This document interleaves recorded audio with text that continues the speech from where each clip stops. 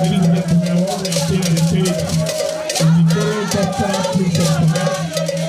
On the other side, we have the Gymnastic boys. Gymnastic boys, you don't know what we want to do now. We are reading upstairs. We are at the first floor.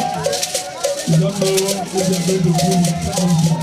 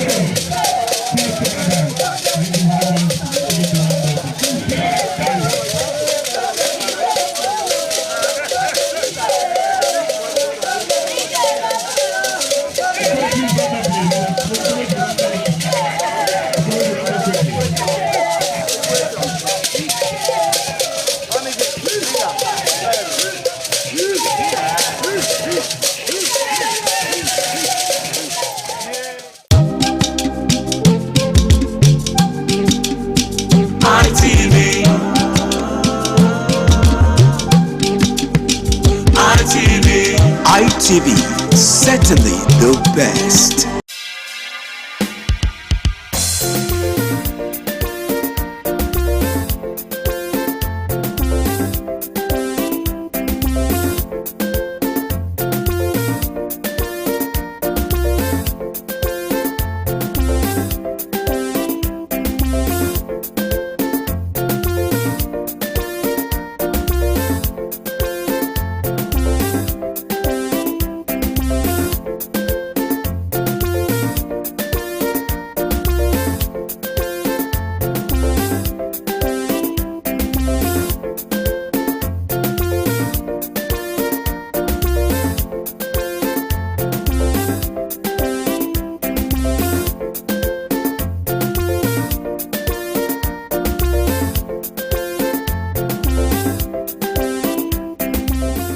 Certainly the best.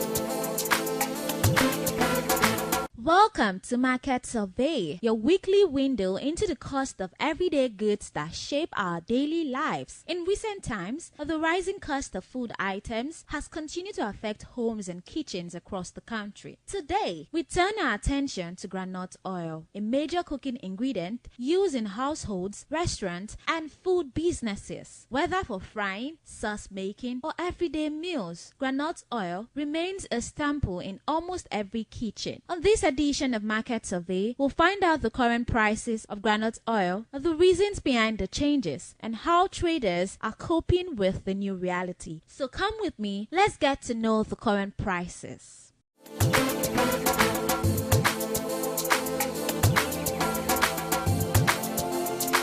How groundnut oil be for market now? The prices, how the overall price?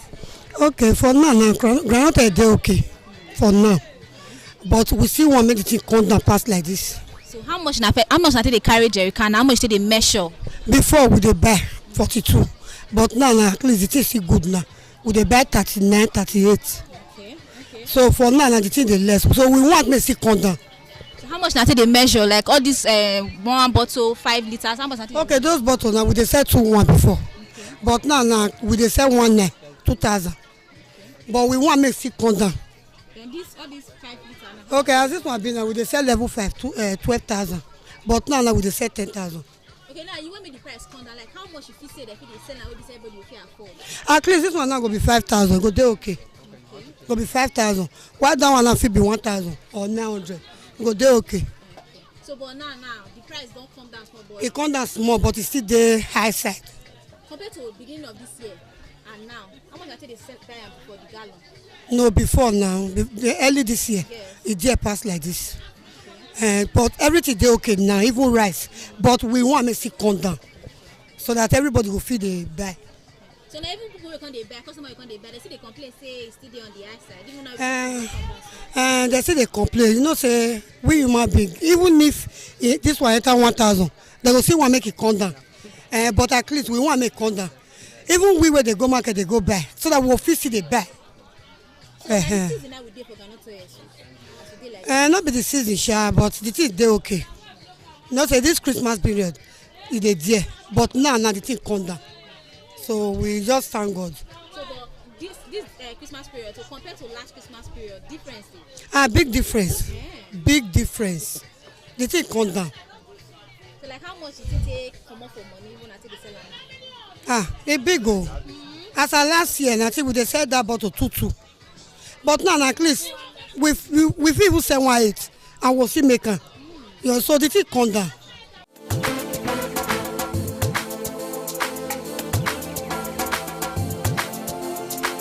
The price is balanced. I can see everything come down a bit. So how much na fit they carry groundnut oil before for gallon?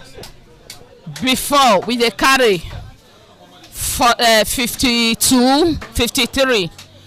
Very soon it enter 40, 49 and some change. But as right now we are buying that is 47, 700. Now till they buy. Of course. So how much na they measure for different bottles? We are selling 200 by 2,000 by bottle 1,800. The bottle 1,800 last. Of course. So how much na they sell that bottle before? The time we dey buy 52, 50 something, we dey sell that bottle 2,200, 2,300. As of now, since the price don come down a bit, we still reduce the price. So now the season of groundnut oil will dey so like this? Of course, every festival period, groundnut oil must follow. So during this season, it's supposed to come down? Maybe before December, if it come down. But no. Money I say they buy am before and now, how much you say don top am, you don reduce am? Well, just a little bit, about 1,000 plus. Okay, the price is where it dey now. Now a very fair price, or if you say they fit still reduce the price? I believe in God. There is nothing God cannot do. To me, I feel say they will reduce the price. So they won't reduce the price. Like how much if you say they sell gallon and measuring bottles? Depends. For example, now if they schedule the price, say for example, is a gallon is 35,000. We marketing will be selling at least 1,500, 1,400.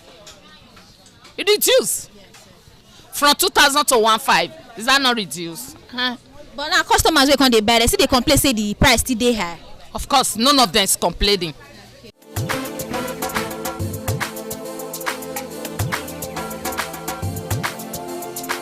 This one is 2,000. Why this bigger one is 4,000? Okay. That is how we are selling it now. How much did they sell them before? Before we sell it 2244 before, but now 2,000, 4,000. Okay. So no smaller one for this ones. Yes, we have smaller one, but I don't have that one now. Okay. Let me say it's probably like this. Yes. We sell it 1,000. Okay. Why this red oil is 900? Then the full can of it is 1,800. So the 4 liters, 5 liters, until they sell them. This is Kings. From now to 6 months time, it will be like this. It will not sleep. Okay. So I'm selling it 13,500. Okay. Like before, we always buy that time 46,500, 45,500. But now it dropped a little. Okay. Yes. Okay. So now you just saying that the season of groundnut oil with this. Yes, now because this is the season of Christmas. Something like last year, it is higher than this. But this year, due to how things, the commodity is very high. But by surprisingly now, things is getting down gradually. That is why the groundnut dropped more than the higher price of last year. Do you understand? So, so let me just say it like this. Things in the market drop a little than how it is before. In this previous time now, let me say in this time, I don't know from now till on the first week, second week, I don't know how it will be. But as for now, it dropped a little. So even with the price, say the thing don't drop. If you say the thing supposed to still drop past the way it is. It's supposed to drop because there is no money in the country now. It's supposed to drop more than how it is before. Because the money, our money now is no more value again. Do you understand? So we expect it to drop more than this. Like now, if you want to say how much should people be buying it, how much now what they buy and now say if you want me to drop, finish. At least, as for this Kings, the bigger can of it or the bigger jerrycan of it, Yes. which is about the 25 liter or 30 liter, Yes. at least supposed to be that kind 40,000 or 45. Do you understand? Or 35 at least. Poor man can be able to buy. Do you understand? What about the bottles? Like how much if you say they very fair to sell them? It's supposed to at least 1.5 or 1.2. At least it will be better. Do you understand? Because everybody cannot afford this 2,000 naira. When some people will come, they will say, "Madam, do you have smaller of it? Do you have chassis bottle? Do you have half bottle?" Yeah. So I don't. When they come, I will say, "No, I don't have it." So when the person will stand, he said, "I don't have the money. Okay, let me go." Then the person will left.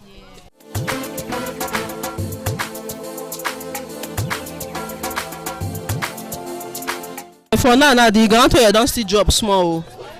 E don still drop small. How much na person dey carry jerrycan? Jerrycan before na 46 wey dey buy now. Before, but then na 39. Now na 39. Before na 46. Yes. How you take dey measure the groundnut oil? Can na 2,000 Okay. for the can. What about the small bottle Chelsea? The small one Chelsea 500. Before we dey sell 700, and the other one 1,000. The small can. Na be the price. So na season of groundnut oil. This season, they ship this season. Especially if we enter December, the groundnut oil dey come down well. Compared to how it take be. So from the beginning of this year, how much na person dey sell am? Beginning of this year, we dey sell 2.5 For bottle? for this bottle. Yes, we dey sell 2.5. So e come still come down to 2.2, but now na 2,000. So how much na say you carry what this 4 liters? 4 litre 12,000 for 4 litre. Now? Now How much na say yes. you carry am before? Before you go dey hear 18 for 4 litre. So that means na e don really come down. E don come down, yes. So now as e don still come down again, customers dey see the current say the thing still dey on the high side. Make dem still drop am, make dem still bring the price come down.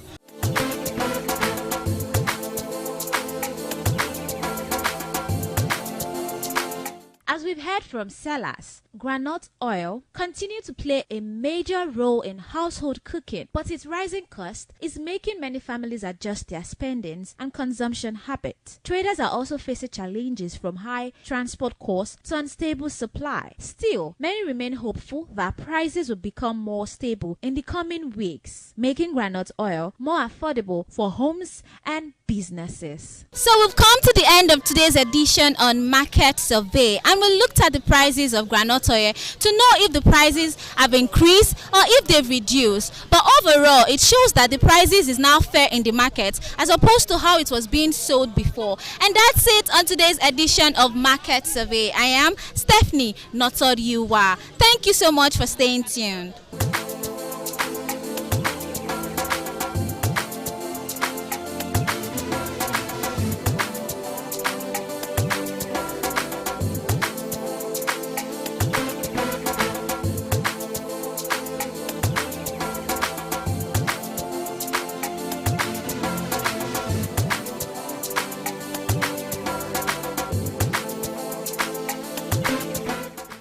Certainly the best.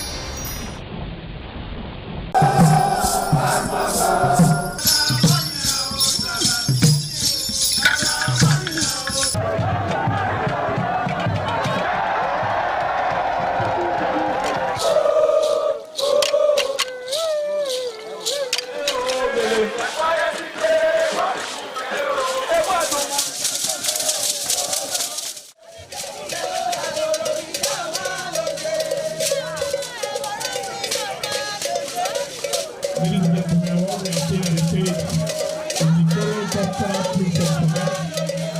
On the other side, we have the Gymnastic boys. Gymnastic boys, we don't know what we want to do now. We are bringing upstairs. We are at the first floor. We don't know if we are going to bring the second floor.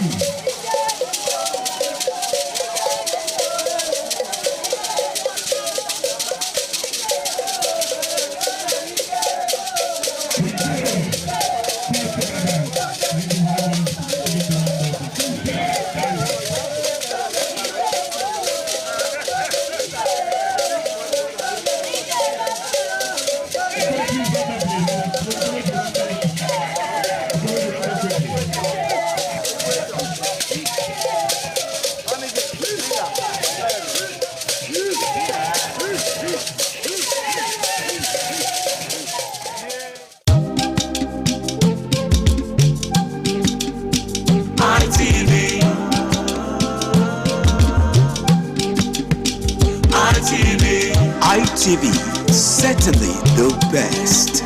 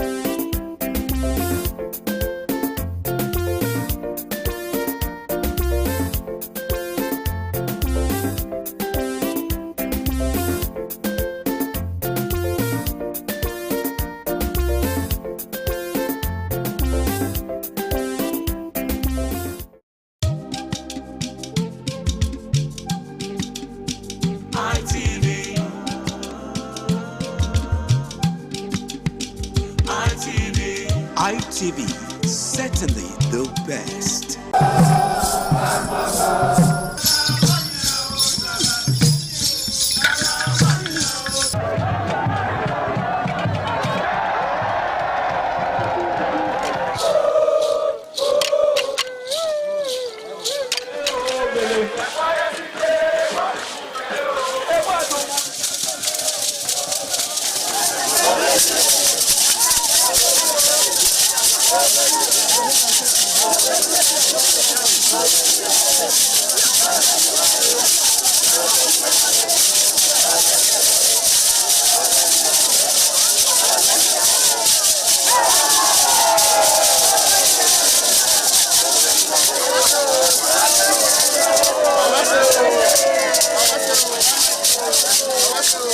Top on the list of the initiates was the eldest son of the Esama of Benin and former governor of Edo State, Chief Lucky Nosakare Igbenedion. 11 of his siblings, namely Bright Ayamekwe Igbenedion, Honorable Charles Osenwige Igbenedion, Peter Osawari Igbenedion, Dr. Fred Osanwi Igbenedion, Barrister Mike Osarene Igbenedion, Efosa Douglas Igbenedion, Ukponwa Ernest Igbenedion, Osawe Igbenedion, Edosa Igbenedion, Dr. Daniel Omorige Igbenedion, Agbon Steve Igbenedion, as well as the Executive Director Operations, ITV and Radio, Chief Elder Ugbeide Nwonse.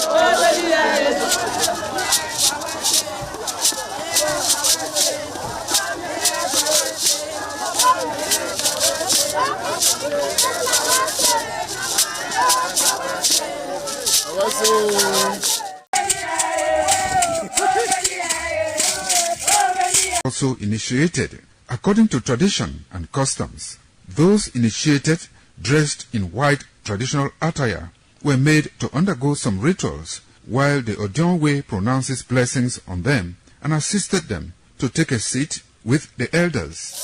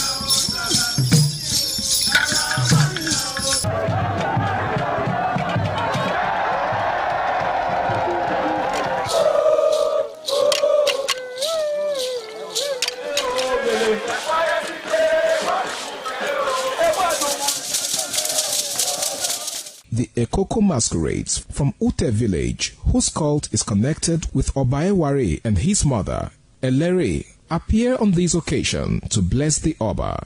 Ekoko is a ritual masquerade that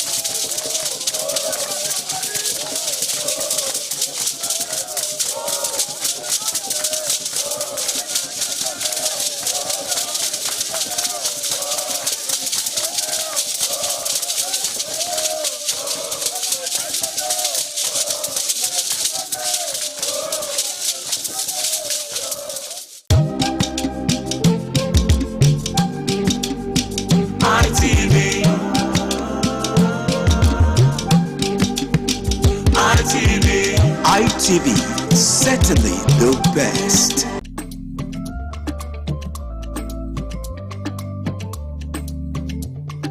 The man went out to bring in thugs to come and beat her. Yeah. In a situation like that, do you think women would have seen that and still want to speak? Really, we're talking about. That's what I said. So when they bullied her, Yeah. now, if she's not bold enough, she will shut up. What is your advice for girls out there that are so desperate to be married? We women, we have to be really intentional about our parenting.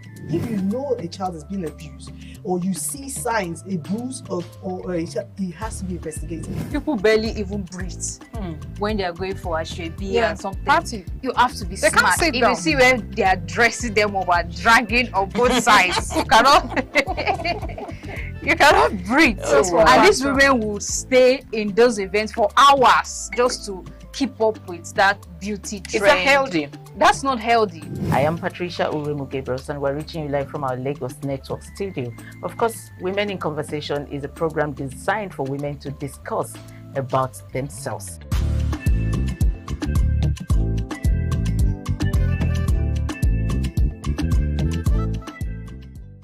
Certainly the best.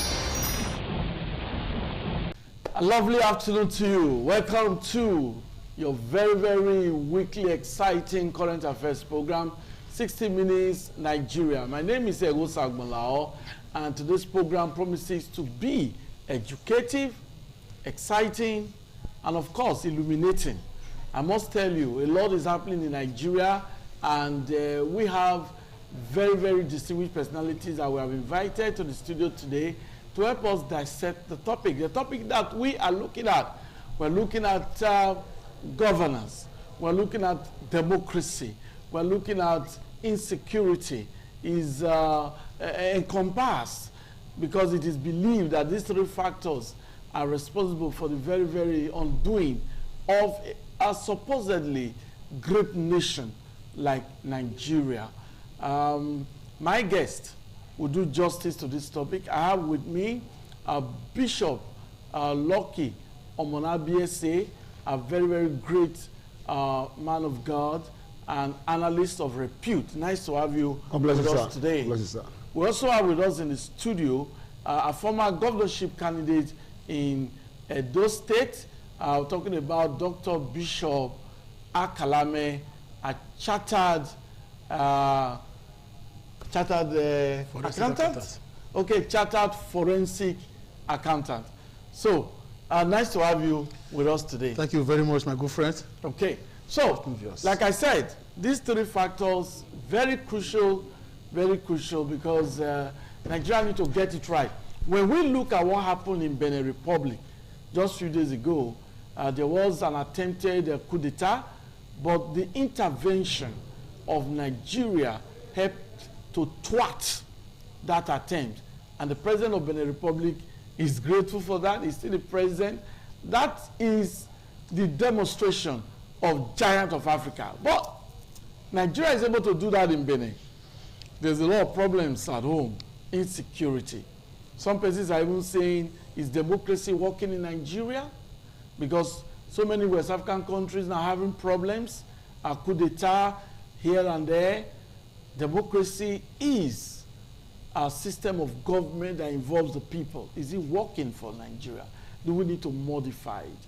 We'll be looking at all of that today. We'll start with Dr. Bishop Akalame, who is a chartered forensic accountant and a former governorship candidate. You said the ball rolling.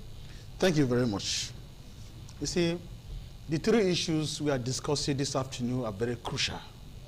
They are interconnected as they serve as pillar to the growth and development of every nation.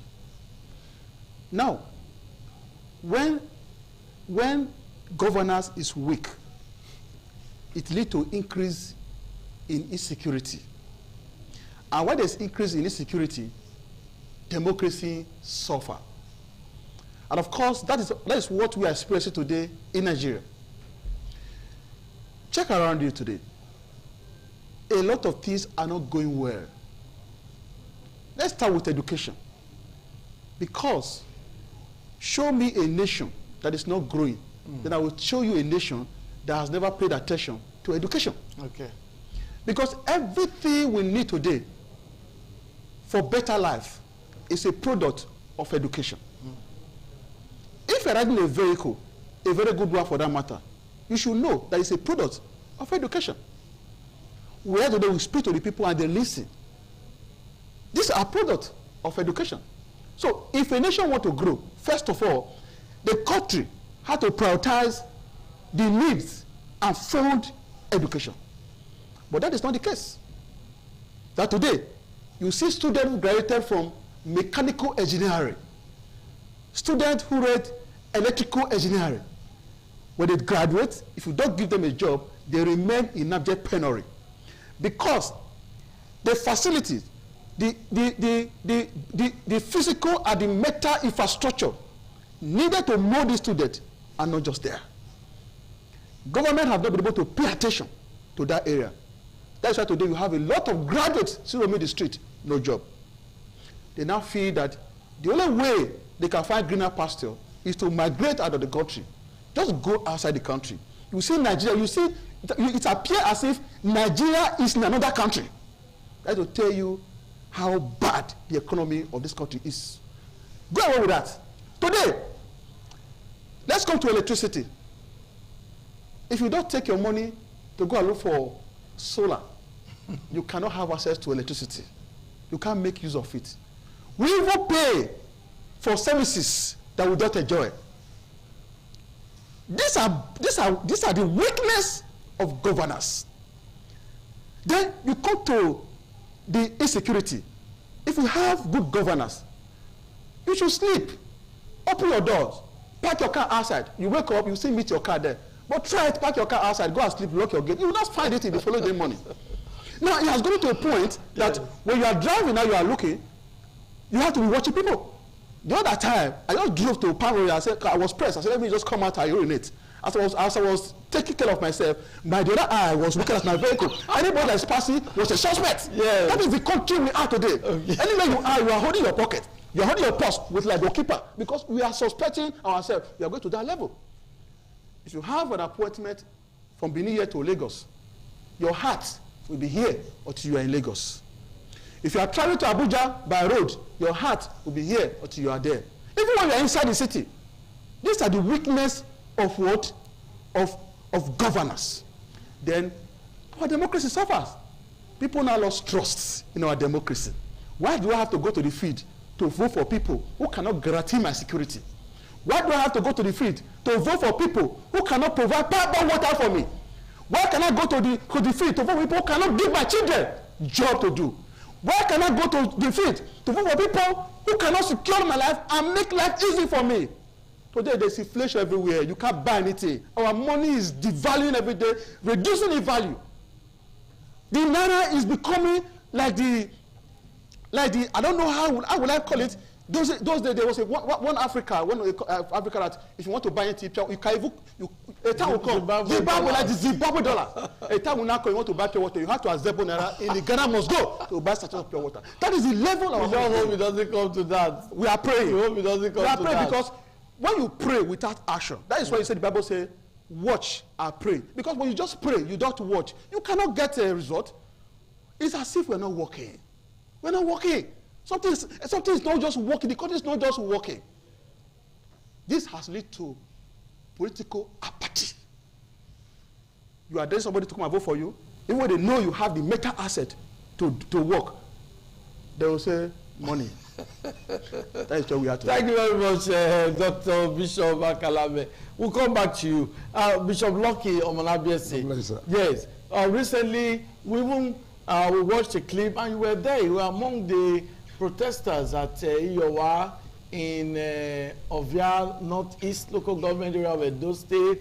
You and so many residents protested against kidnapping and all of that. Now, looking at the topic, governance, democracy, security, do you think that the political class, the political elite, those who are in charge of governance, do you think they are getting it right? The answer is no. Okay. The reason is that they does not care about the citizen. They are just about their self, their family, their cousin, or whatever. And the reason why this thing is happening is that we, the mass, contributed to it. We should be able to have our decision. This is what I want. But the masses have no decision. The Nigerians have no decision. They have got to get to a level that if you give me fish, I'm your own. Don't give me fish, I'm not your own. And this started years ago It have got to a point that now become part of our lifestyle Yes. and our system. And the political class are have the advantage of it, using it against us. Until we come to the sense and say, this is what we want, that is when we can get this done. The economic security.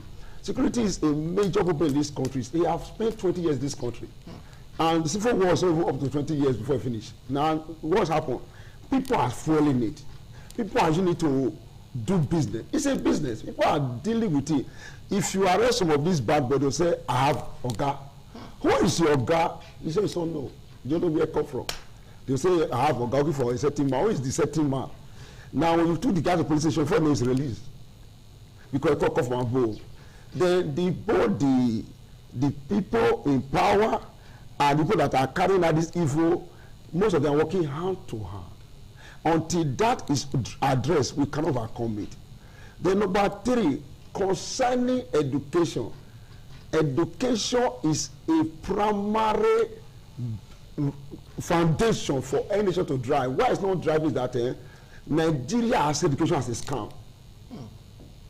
Why? Because of when they finish from school, no employment, no job, nothing is working. And they forgot that I listen to people say government cannot employ everybody. That's correct. It's not going to work in anywhere in the world. You that study engineering, get the practical. In case the theory fail, use the practical to survive. To survive. Because we are got to a point that yes. If you don't understand this dimension, you will think that no government can employ everybody. Give room for a private sector, a large company owner, small scale company owner, bring to the board, let them work together and succeed. Therefore, let me go to my state, Edo State. Our state is having a very big problem because tribalism have entered the state. I am a Benima, I am an Ishama, I am an Esakoma. If an Ishama is a governor, is really the state as a governor, everybody in the cabinet are 190% Isha. If you are not over your you won't get there. But if you are son, you can deliver yourself. If you are not speaking that over your you won't get there. Then if Edoma enter, if you are not saying you won't get there. Until that is off, and come together and say we are all Edo-lite. Let's all work for the betterment of the Edo state. This problem will never solve. You can look at, if you look at this present government now, the present government on ground, if you watch it carefully, 80% of people are in his cabinet are 100% Nishan people. Why the Benis are shouting, the Edo South, we have been marginalized. The Esako are shouting. Now, when Esako Maita, now the same thing repeat the word, he said, all this started right from the time of due respect to Adamu Shomole. All this is started. Our brother, former governor Baseki, continue. He come now, it's okay, it's my people. Until we have to go to it and say, no, we are all from Edo. We are all in this state together. Let us work to secure the state, empower security and the local vigilante. Involve, so local vigilante, this what do you call it? Bring out state police. Then this thing will be solved because the state police, the people in this state, they know the look and cunning. That we stop helping ourselves. When we come and protest that day, no need DG. We are landlord. The DG of Ijowa will not that protest. We are landlord. Now, after we meet with the commissioner of police, he told us what to do. We now empower the local vigilante.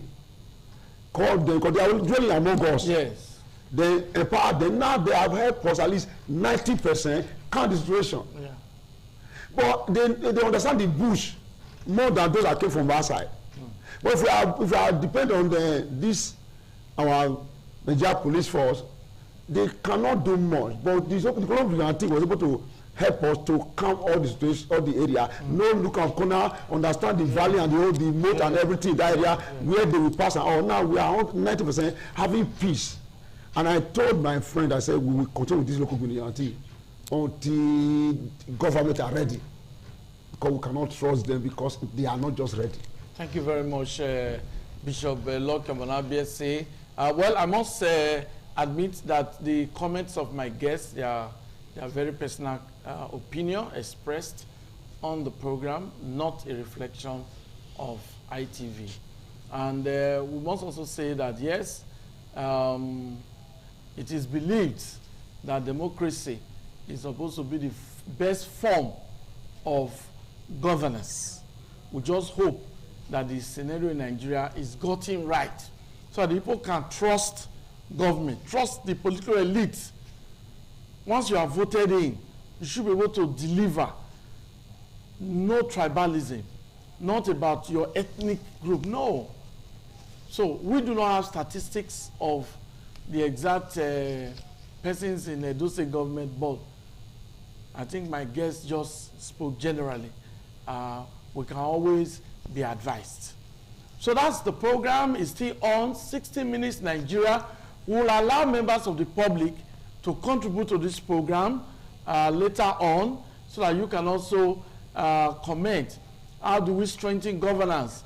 Because if governance is well carried out, then people will have more confidence in democracy, which has produced the set of leaders that we have now occupying public offices. And it is believed that when governance is strengthened, governance is effective, then insecurity will be tackled. We'll continue after this break. Yeah, this is the festive period, the Yuletide. And of course, you know what happens around this time. Okay, the program is 60 Minutes Nigeria. Dr.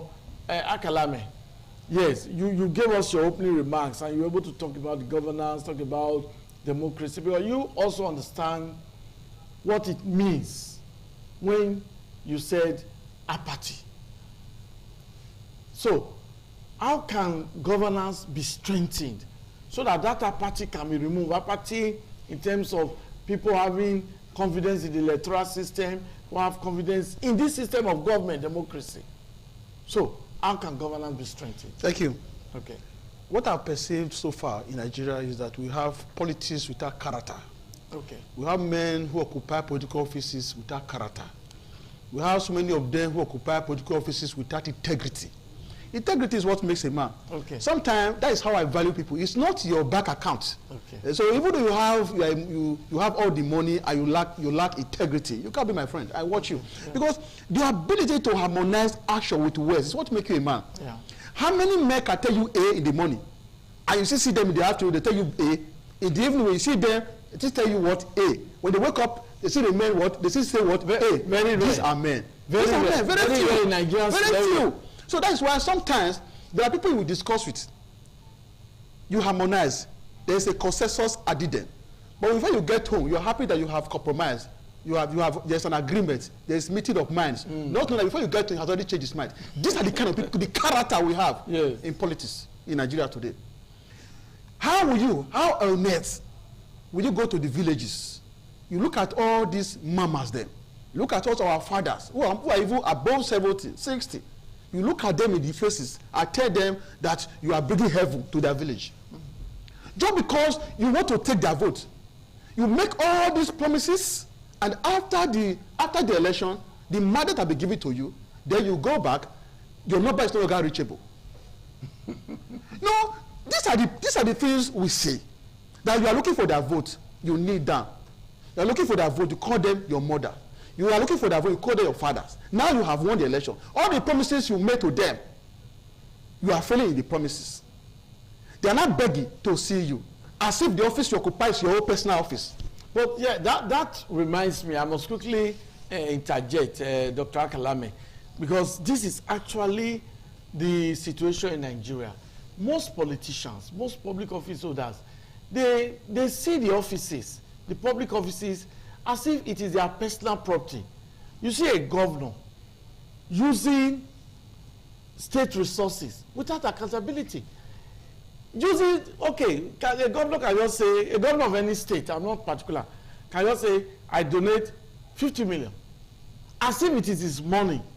A governor can just say, I donate this or I award this. You know, why do politicians in Nigeria, why do they see public offices as if it is their own?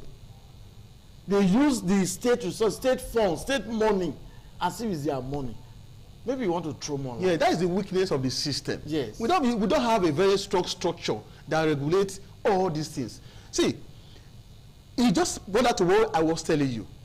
Once you give them the matter, maybe as a member of House of Assembly, or as a maybe a senator, or maybe a governor. Once he entered the office, the attitude will change as if I have been looking for this job for a very long time. It is my CV. I went to school. I came. I've been looking for the job. Now the job has been given to me. Or it's my establishment. I established it. It took me effort, sweat to establish this company. This is my company. Then you have to stand behaving as if the office is yours. That is what we are having here. Then the public fund, they forgot that the fund we are seeing there is public fund, but they trusted in you.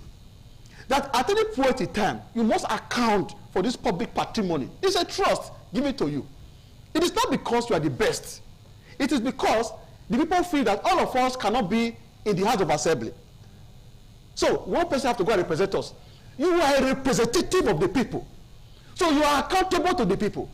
Any policy decision you are taking have to be with what the people think. That is why in democracy, public opinion matters. If you are taking any public, any policy, you are making any policy decision, and the public say no, you have to backpedal. That is what Goodluck Jonathan was doing. Sometimes we make a policy, he watch the behavior of the people, the character, the behavioral pattern, then he backpedal, because know that he is not there representing himself. The people give him the mandate to represent them. But today, what do we see? People privatizing public office. People privatizing public fund. So, the question is this. Once you campaign, you make promises according to your party manifestos, what you intend to do for the people. Once you win an election, the people trust you based on your promises, and they give you that mandate. Hit the ground running. Start doing those things. I will construct road. Construct road. Make them visible, even to the blind and audible to the deaf. Yes, I will invest in both mental and physical infrastructure for education. Hit the ground running.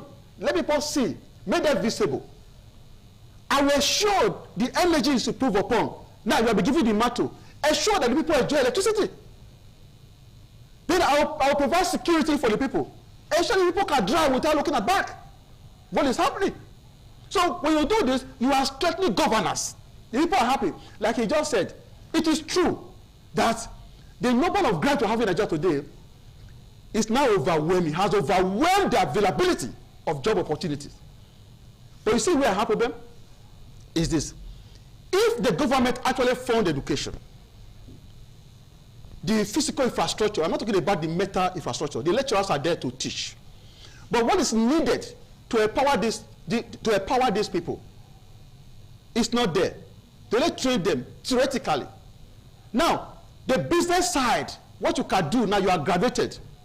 If nobody give you a job, how you can commercialize your profession, how you can add commercial value to your profession, how to discover the business side of your profession. If you read mechanical engineering, you don't need anybody to give you a job. If actually there's a mechanic workshop inside the campus. But there are some graduates who read mechanical engineering. They have cars. They also take their cars to mechanics. That is what I'm saying. That is what I am saying. That is what I'm saying. Yes. It's just like somebody who is learning computer. Yes. You go to school of computer, they teach you everything you need to know about computer, but you have never seen computer. So there's no way you can leave the school and start operating a computer. They teach you the theory, the practical. So that is what is happening. So as a mechanical engineering student who is being taught the configuration of the engine inside the classroom, you're able to come outside and see it physically. Oh, this is. In other words, the institutions ought to have workshops. Workshops. When you see students, not even you spend lesser, you spend little time in the classroom. You spend more time in the workshop. You're busy. Most universities don't have that. Yeah, that's what I'm saying. So in fact, there is no way your lecturer or the VC vehicle will be repaired outside the campus. There are students who are there. That's why it's obtainable. That's what it's supposed to. That's what it should be. So when these people, when I leave the system, they have workshop. They operate professionally, not like the roadside mechanic. But on the other side, the attitude to education on the part of the student is shocking. If school does not have a workshop as a mechanical engineering student, during holiday, why would you locate a roadside mechanic and become an apprentice? If it is 3 months, you are going to stay at home for the holiday. Learn the practical. So when you got, let me tell you something. I was in Lagos, Akoka. I went to a place. The guy has a shop. He's a mechanic, but you will never know. you dress very well. There's a place you get to. In fact, when you get there, you know that education is power. Education has something to do in your life. It will just change you totally. When you go there, there is a man that will diagnose your vehicle. When he diagnoses it, he will write the fault. He will send it to another lady. The lady will now itemize those things that you want to buy. He will issue you a receipt. That receipt will be transferred to where they have those things that they will sell to you. The operation is computerized. It's just computerized. They will just sell to you those things. You don't need to go to, say, I'm going to Ladipo, I'm going to, what do you call it? No! The things are there. They just give you. Yes. They just say, sir, you will come back in 30 minutes or 1 hour time. When you come, those that will fix it after this chain of those things, they will just fix it. They will wash the car. They will pack it somewhere. They will give you a tag. They will label it. When you call, you don't pick your car. You are not owing anything. You are already paid. Education. Education. See education. Thank you very much. We'll take a break now. And after that, Bishop Lucky Omonabiese has a lot to talk about this topic. And we'll also allow members of the public to contribute. We know you have a lot to also say for those of you who are spending your 60 minutes with us on the program. You can contribute. The phone number will be displayed, and you can make your contribution to the show. What a delight to have you on the program. 60 Minutes Nigeria, and my guests have actually fired from all cylinders. And the program is here. You can also be a part. Members of the public can contribute. Bishop Lucky Omonabiese. Yes, sir. Now, how can we really, these are leaders. What advice do you have for them to actually know that the money they met in the treasury or government funds is not actually theirs? They must utilize it to help the people.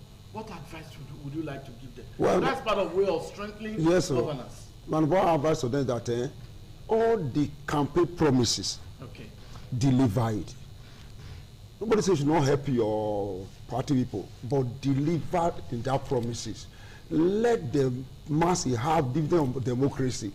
We need good road, we need good water, we need electricity, we need security. Nigerians are not lazy. We are very hardworking people. Over the world, Nigerians are hardworking people. But because these things are not there, you are going to provide yourself light. If you're using you buy fuel. If you're using you can't buy diesel, you all those things. When you finish all this, you're already tired. And these are not there. If you can do this, then the education setup, let the government set up a standard workshop for each institution.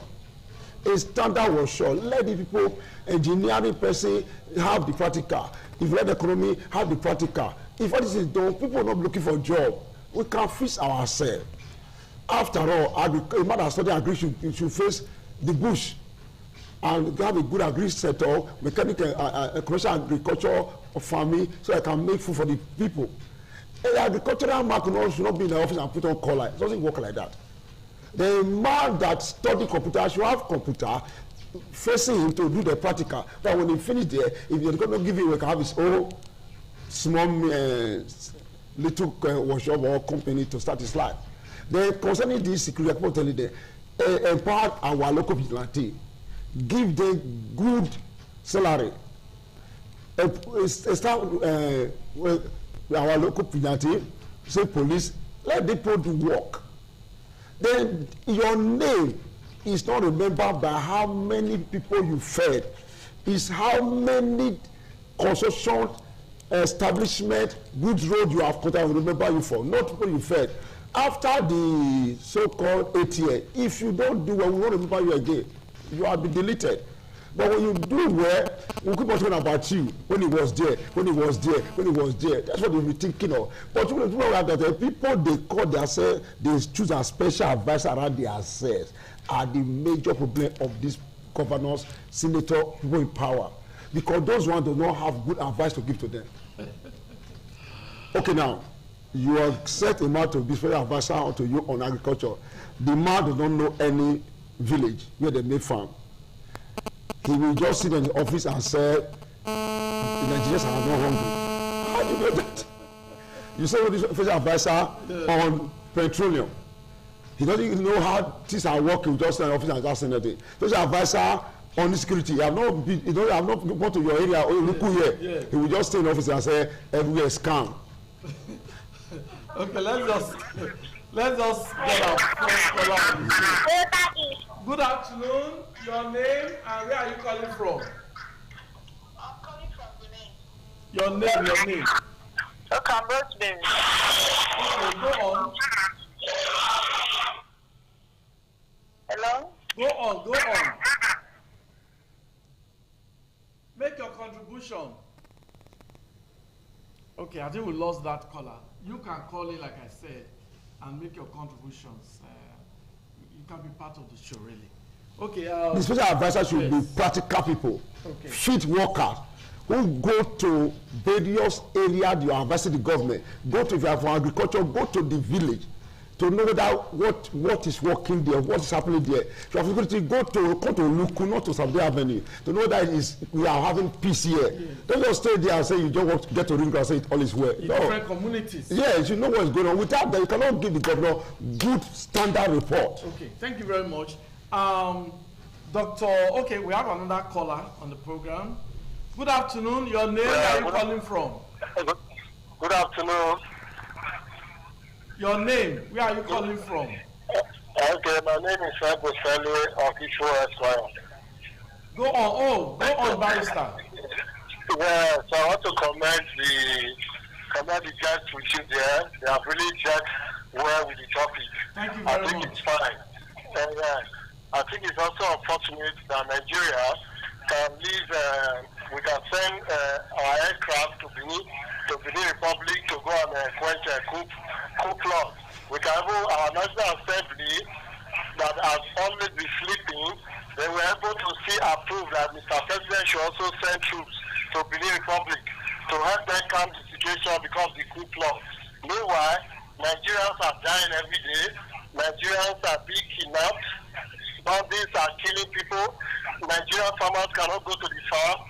Yet you have not been able to do anything about it. But you are thinking, or you are already helping another country. It's really unfortunate. That's the truth. It's unfortunate, and this should not be encouraged at all. It should not be applauded by anybody. It's really unfortunate that we are having insecurity in our country. Our president has not been able to tackle the insecurity problem that we have in this country. Yes, he's busy taking care of people, which means that the government is actually complacent. Because if the government don't have a hand in the insecurity in this country, then I wonder why the president has not been fit ever since to ensure that he deploy military to enter our forest to flush out the terrorists that are busy disturbing the nation. When Nigerians cannot even travel again because of insecurity, it's very unfortunate. I think the government should have a rethink. What they should think first is Nigeria. Take care of Nigeria before you start taking of people outside. Okay. So I want to commend you again. Thank you very much. Thank you very much, Thank you very much. Thank you. In short, Barrister has just made very, very wonderful comments. I must tell you, it's just like you are feeding outsiders and your children are hungry. That's what he said. Yes, so, sir. Mr. President, it's good to be your brother's keeper, but take care of us. Take care of your people first. Yes, sir. Okay, we have another caller. Good afternoon. Where are you calling from? Yeah, this is Advocate. I'm calling from Igwebe. Okay, Advocate from Igwebe. Thank you for being a part of the program. Make your position known. You see, they have squeezed people, the leaders of this country. Do you know why they went to Benin Republic to quit? They take that as a priority?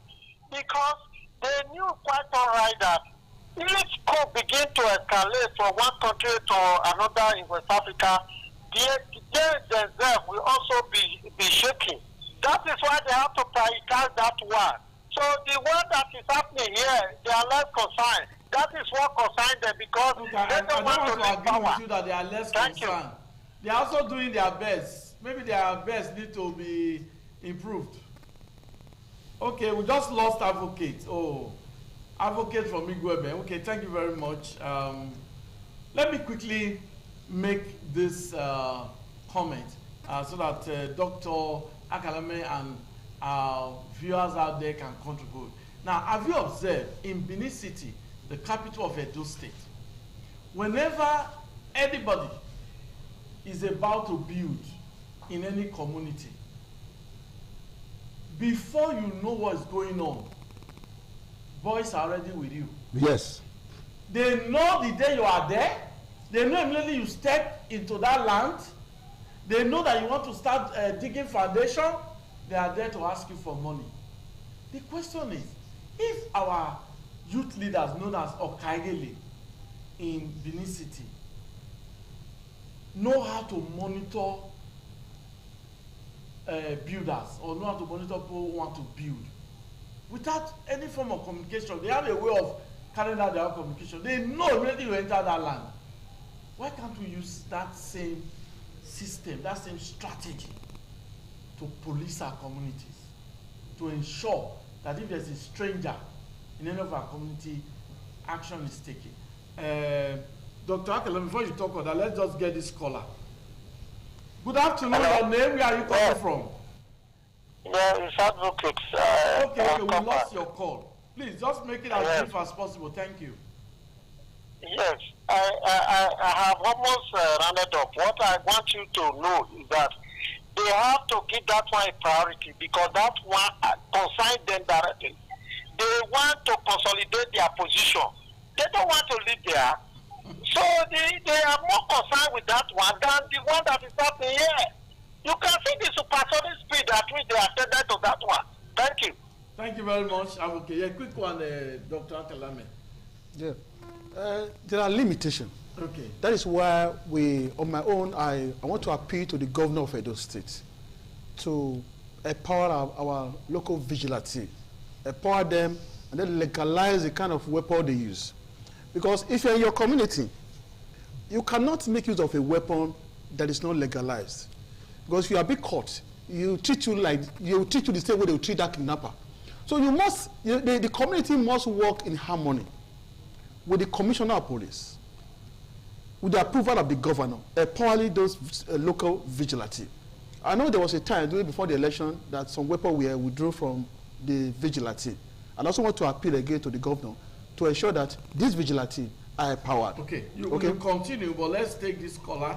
Good afternoon. Well, good afternoon. Your name, where are you calling from? First time, Samoyi, former staff of Radio. I'm very happy to hear this kind of comment. The important thing is that there is no that there is sponsor. Even concerning the Boko Haram, concerning the oil money, concerning the plane that is landed in by mistake in Burkina Faso. This is a terrible. What is happening? Are we in the state of quagmire? I don't even know how to qualify Nigeria. Once I talk to me, how can we do that? Please, I love the way you laugh. Thank you very much. Well, it is we are optimistic that the leaders will get it right, and Nigeria will be taken out of the doldrum and catapulted into very enviable position in the Committee of Nations. We have another caller. Good afternoon. Your name, where are you calling from? My name is Akere. Calling from where? I'm calling for Benin. Okay, go on. The issue we are having in this country is three big problems. Number one, corruption. Number two, nepotism. Number three, tribalism. Until we sacrifice all these three aspects, we will not go anywhere. Thank you, sir. Thank you very much. He just summed it up. He said corruption, he said nepotism, he said tribalism, that these are some of the very, very negative factors diminishing whatever any government is doing. Until they remove these factors, we can't see a good government. That's what he's saying. We have another caller. Good afternoon. Your name, where are you calling from? Thank you very much, sir. My name is Pastor Mod. I want to commend the clergymen there. Thank you. There's one thing I want to let you people know. Whether in Nigeria, in Burkina Faso, wherever they are planning coup, they make it secret. Sometimes they succeed, sometimes they fail.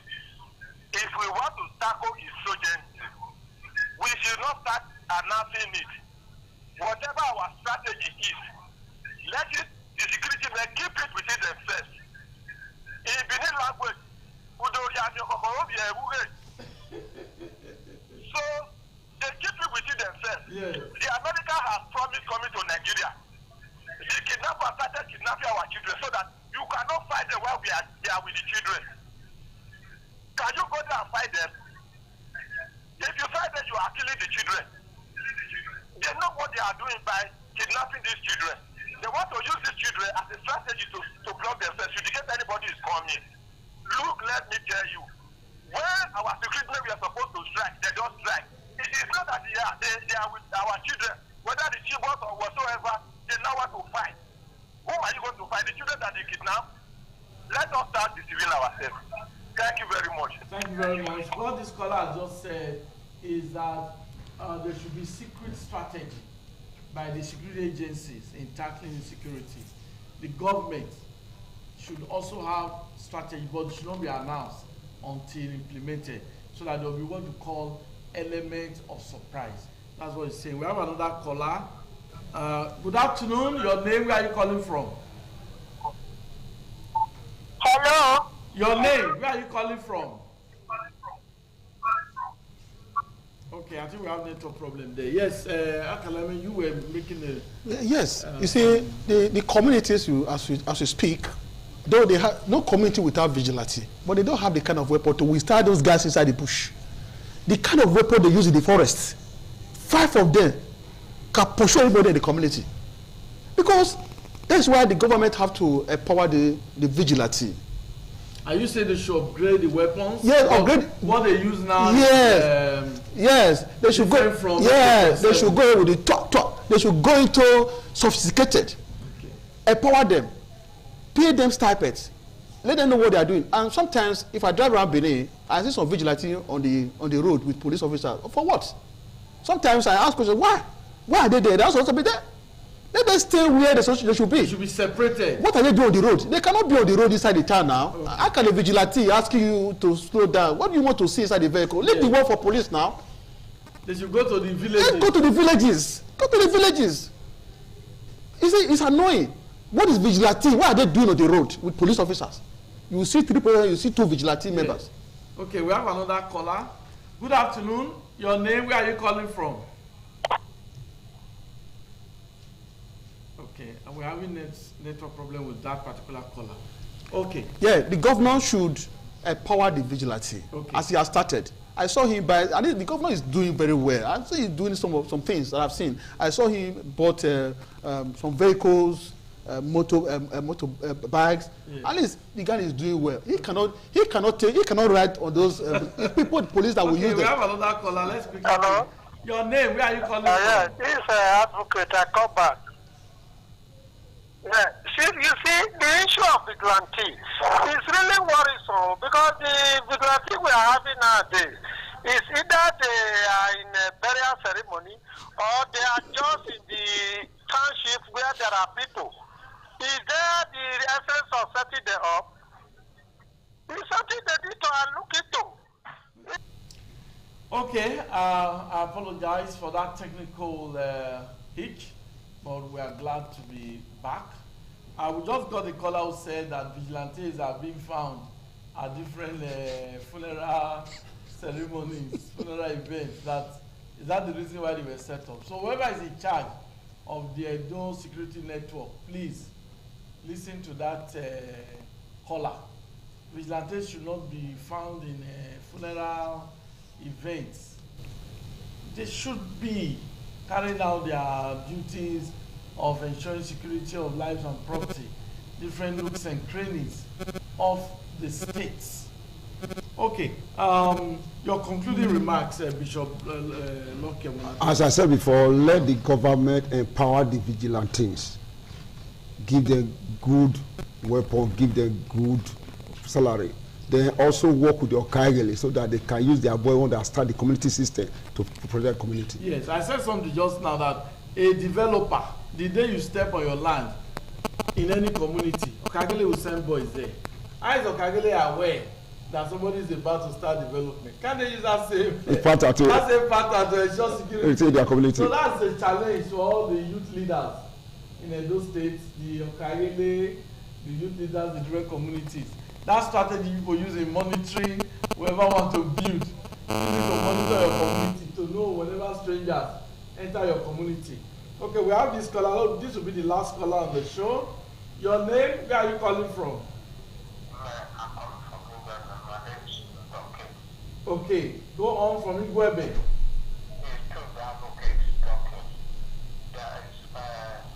Binati, all the local government in those states, they are not working. They are not working. They are, they are where they do better, they will go there. Maybe they were invited. They're not invited. Okay, thank you very much. Your concluding remark, Dr. Kilame, just a quick one. Concluding remark. So we should try as much as possible to strengthen our democratic institutions, okay, like the INEC, to ensure that people's confidence is being restored, okay, and so that we have confidence in our democracy. Government should prioritize security, so that everybody will be secured, will be happy to do what you have our daily activities, so that Nigeria can be, we are giant of Africa and we remain Africa, and we are hopeful that Nigeria will still take that status again and again. Your concluding remark, Bishop Lockyer Manabe. Well, I advise the Nigerian government, especially my state governor, to make security is like a personal business, okay, so that things can get better for we they do like. We are not lazy, we can make this for ourselves. Thank you very much. Well, that's the show, 60 Minutes Nigeria. I hope you've enjoyed every bit of this week's edition of the program. We still have some callers, but unfortunately, time is up. Hopefully next week you may have the opportunity to also contribute. But it must be said that security is the job of everyone. It's not only government, it's not only the security agencies. If you see anything, say something. And we must say that for the political elites, you must heed the call, the advice of my guest. The position you occupy today is not personal position, it is held in trust. You were elected to represent the people. The money is not your money. You have no right to use state funds for your personal work. So leaders must get that right. You have no right to approve any money for your wife, for your children, for your home. You have a salary, you have allowances. That's your money, not the state funds. You have no right to use it. So some persons believe that maybe they are elected, oh, the state treasury is now your treasury. No, you can go to jail for that if convicted, if investigated by the FCC. On that note, I say thanks for being a part of the show. 60 Minutes Nigeria. We'll talk about what happens within Nigeria. My name is Egosa Agmolao. I thank my guests again for their contributions. Bye-bye. Certainly the best.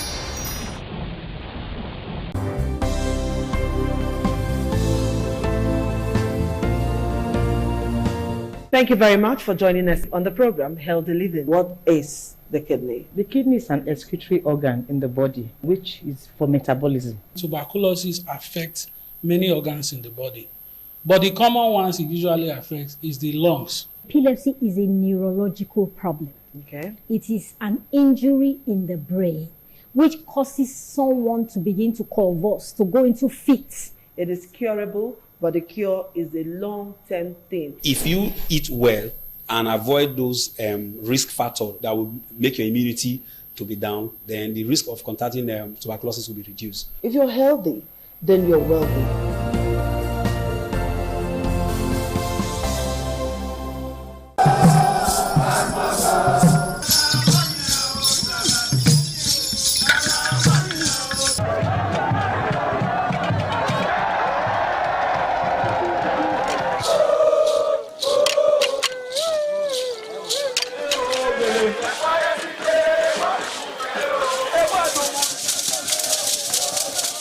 The Ugewe is the final ceremony of the series of festivals. It is one of peace and lightheartedness, following the more solemn of the ritual year. Ugewe is the festival of the Ewe leaves, a symbol of good luck and joy. It is the most popular of all that heralds the dawn of a Benin New Year, new vow, newness of life and freshness of life, and a new hope for the future. In the evening, the Ewe leaves are presented to the Oba of Benin in grand style in a colorful ceremony. The Ihogbe Society, amidst singing and dancing, bring the sacred leaves that symbolize good luck, blessings, peace, and prosperity. Each of the senior members of the Ihogbe proceeds to give the sacred leaves directly to the Oba of Benin, and others put theirs at his feet.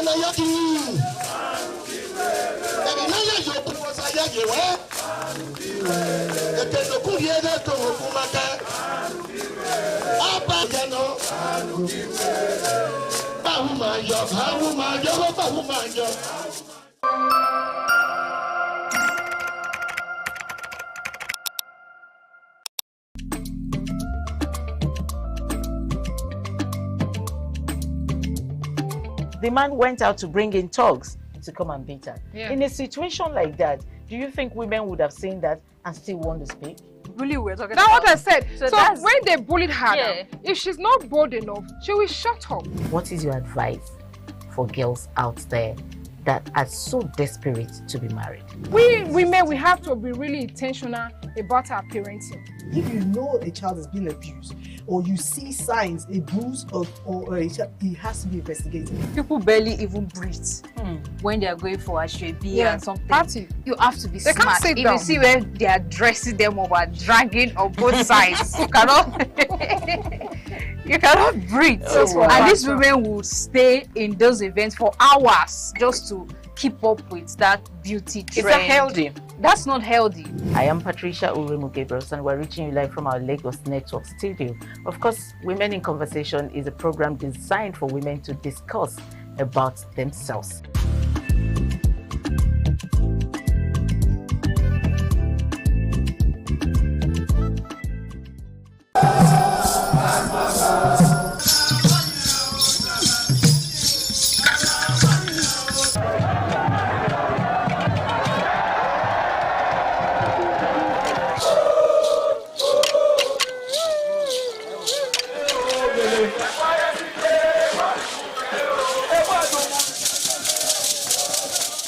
Omonoba Nedu Ukwakolopolo, Ewai II, Oba of Benin, stepped out majestically with loud crowd to perform the Sultan rites of his late mother, Queen Mother Ioba Omoni Ikoyeme, Ioba Ewai II, who departed this world 49 years ago.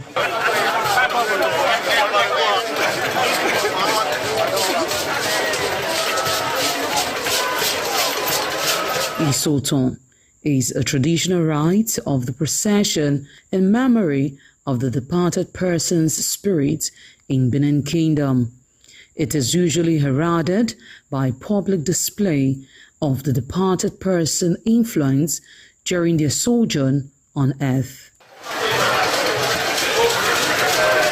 The display of a human effigy symbolizing the departed royal matriarch was preceded by the Oba of Benin, who led the procession from his palace to the Emotan Shrine at King Square in Benin City, where he offered prayers for the repose of the soul of the Queen Mother, Ioba Ewai II.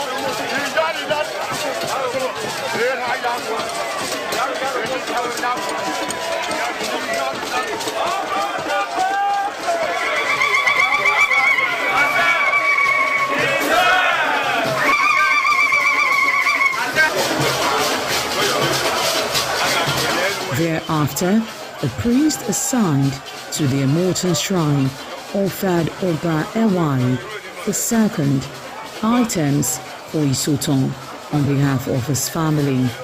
However, Chok, known as Uri, represented a mixture from royal fans after ancestral spirits were invoked to bear witness and announce his arrival. On his way home, Oba Ewai paid tributes at various pilgrimage sites, including Queen Idia Tomb, the Side Oba Market, where a cheerful crowd of traders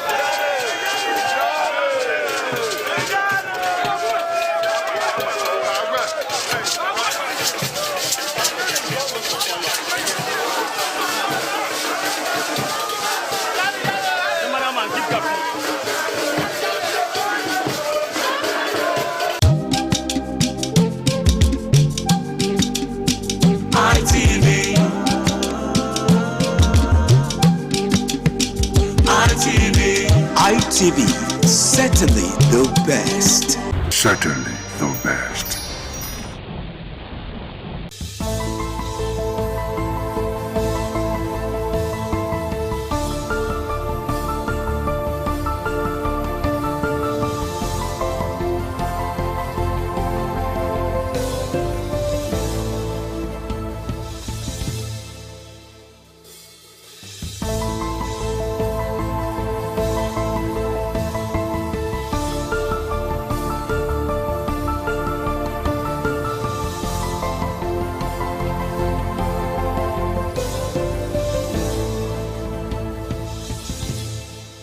Hello there, thank you for joining us on this special interview series on independent television. And I'm Sonny Duke Okosun. Our guest today on the program is the Ambassador of the European Union to Nigeria and ECOWAS. As a matter of fact, the Ambassador of the European Delegation to Nigeria and ECOWAS, His Excellency Ambassador Gauthier Mignon. Thank you for obliging us your time. Thank you very much for your kind invitation, sir. Okay, how would you describe your presence in Benin so far? Is this your first time in Benin City? Actually, it's my second time, but I came in a private visit the first time because I hadn't presented my credentials yet to Mr. President, so I could not engage officially by the time. So this time it's the first official visit. And I came really with an intention to see how, to review the cooperation we are having with Edo State and to try to see how we can scale it up. But I took the opportunity to visit yesterday to participate to a private preview of the Museum of West African Arts here in Edo State, which is a project that I already saw last year when I came first to Benin City. So how would you describe the level of partnership between the European Union and, of course, Nigeria, and particularly Edo State? Well, with Nigeria, the European Union, together with its member states and its development banks, what we call Team Europe, I think is the first partner, is Nigeria's first partner in many areas, in trade and investment in particular, and also in cooperation in many areas. And we have 730 million euros in grants. Voilà, we think we can do more in other areas. We're also working in digital economy, in renewable energy, and also in projects for communities.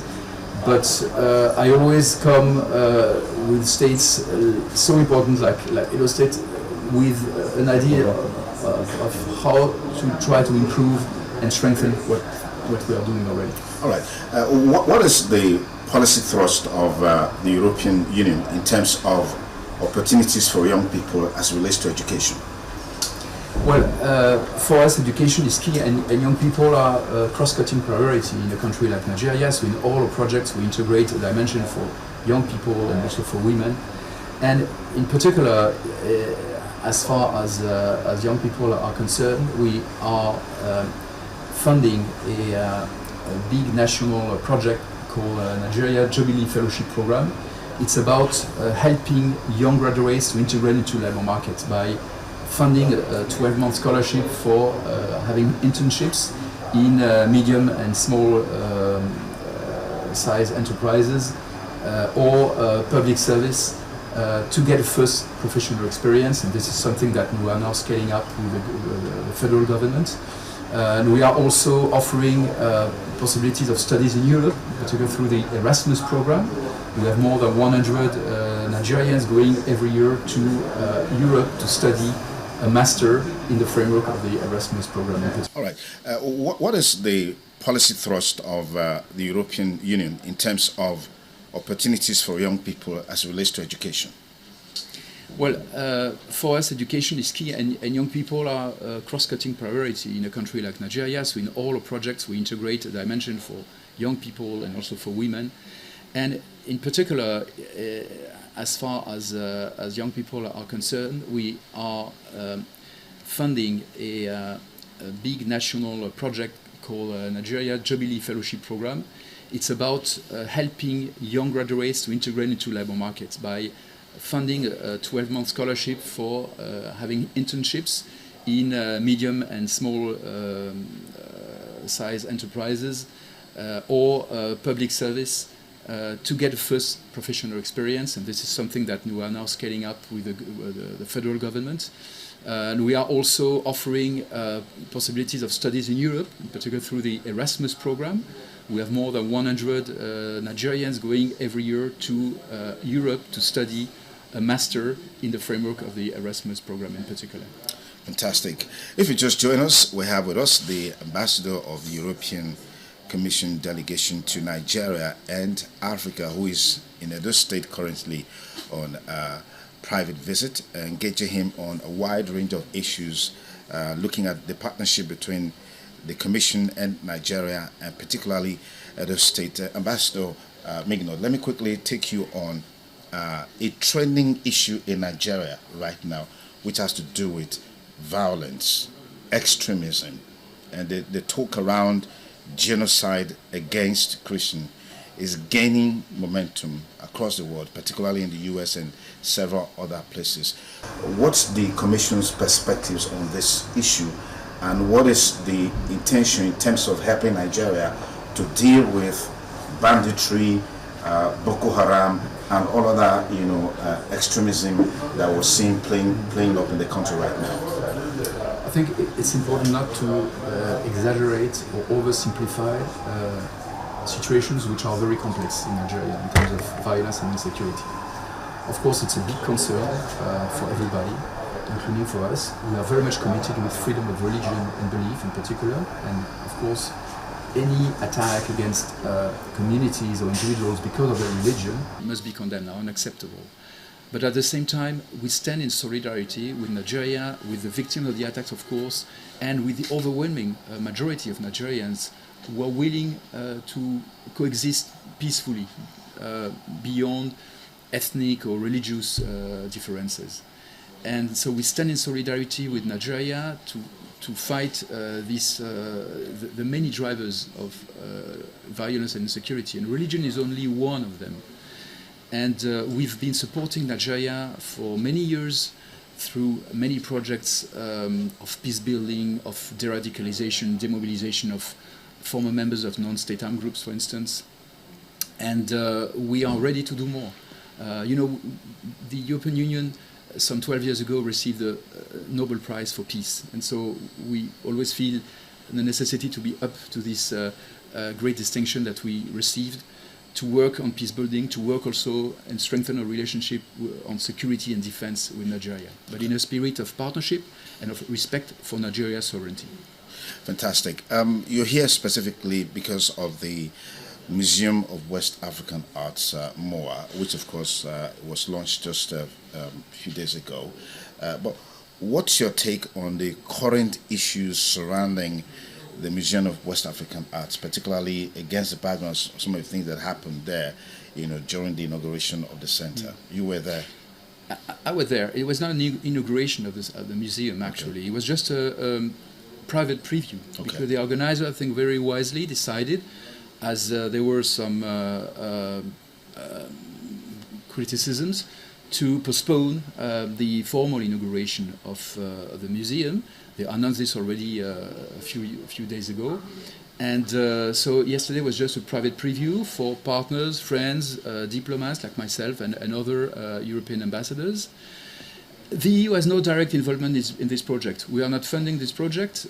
We might do it in the future because we want to partner more with museums and cultural institutions in West Africa and Nigeria, but we have no direct involvement so far. So I came here really to see the advancement of this very wonderful project I discovered last year when I came first, which is a great opportunity for Edo State, for Nigeria, and for West Africa. It's a West African museum. It's not about only Benin or Edo State or Nigeria even. It's West African. And I must say that the experience that we had yesterday was quite unpleasant and deplorable, because this private event on a private property was disrupted by so-called protesters who came in, allowed by the police, because there was security all around, but they left them in. And they disrupted the whole event. So it's exactly how you scale off you scale off investors and development partners coming in good faith, to partner with your community. And Germany, for instance, has invested 8.5 million euros in this project. If now they see that this project cannot operate normally, the conclusions will be quite clear, not only for Germany but for all European stakeholders. Fantastic. Let's look at a general issue that relates to the involvement of the Western world in Africa in terms of development, in terms of partnership, in terms of insecurity. Talking about partnership, we're seeing, the European Union, for example, always disposed to giving loans to African countries, Nigeria inclusive. The perspective of these loans being a trap for developing countries, underdeveloped countries. What are your thoughts? What's the Commission perspectives on this? Well, this is a trap where we felt collectively, the lenders and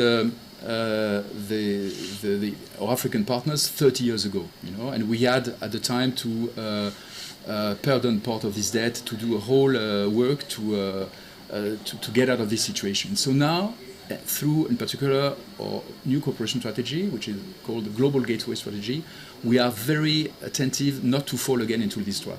So we limit the level of indebtedness of partner countries. We give subsidized loans. We don't want to fall again into this trap. And what we are seeing with concern is that African countries, some of them, are falling again into this situation with other lenders, not the European Union, because we've learned from our first experience. So this is why now we work very much with financial instruments, blending loans with grants, for instance, subsidized loans which create revenues for the country, so making sure that they can be reimbursed. So it's really a point we are very attentive to. On a global scale, we've seen the disappearance of peace, so to speak, at the global level. I mean, the Hamas-Israeli crisis there's a ceasefire, there's some sort of agreement, but we're still seeing some measure of violence. We saw recently the RSF activities in Sudan, particularly in Al-Fasher. That crisis is still going on. And these activities or events that are unfolding globally that undermines peace globally, what's your perspective of the fact that it's like the world is hamstrung in terms of dealing with these issues, nipping them at the bud before it blossoms, it flourishes, snowballs into huge crisis like you're seeing now in Sudan? Hunger is there. In Hamas, there's starvation, there's poverty, and all of these issues happening. Why is it so difficult for the world leaders to have a consensus in terms of how they can collectively respond to these issues? Because we have collective rules in the United Nations Charter, international law. And what we have seen over the last 10 years or so is that very important players have not respected these rules. Take the case of Russia in particular. Yeah, Russia and Ukraine. The Russian invasion to Ukraine, which started in fact in 2014, then it became full scale in 2022. Then we, from a permanent member of the Security Council, a country which is supposed to be a guarantor of these rules, then it shows that everybody can do anything and violates international law without punishment. And so this is why it's so important, and that is why the European Union insisted so much that all countries in the world had to condemn the Russian invasion to Ukraine. And most countries, including Nigeria, have done that. But others, including large democracies, have not done so. When you say large democracy, are you talking about the US? The US has done so, but others have not. And then, other crises also popped up. And then when the law starts to be broken here and there, it just becomes contagious. Ambassador Gotna Migno, thank you so much for your time. Truly Thanks appreciate this conversation. Pleasure. Thank you, sir. Okay, I've been talking with Ambassador Mignot, who is the head of the European delegation to Nigeria and Africa, is currently in Edo State on a visit, and we've been engaging him on a wide range of issues. Thank you for staying with us, and have a beautiful day ahead. Bye for now.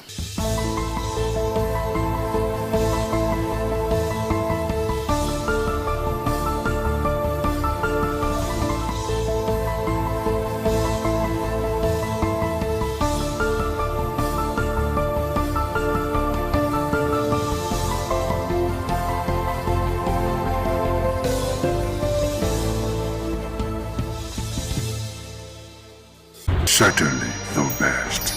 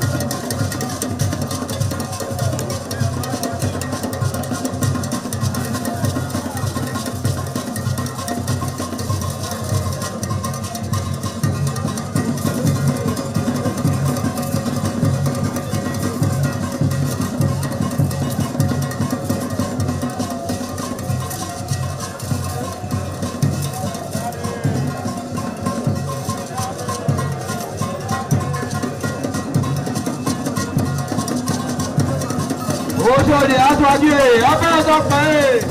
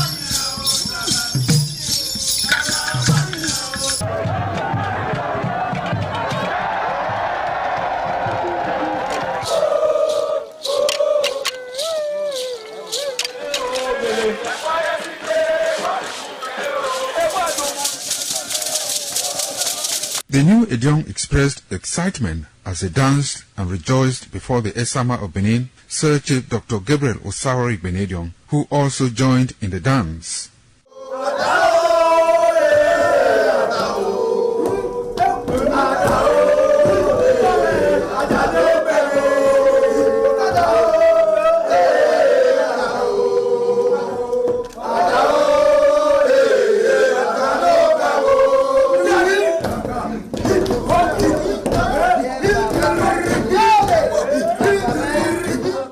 As visiting and paying of homage to various homes of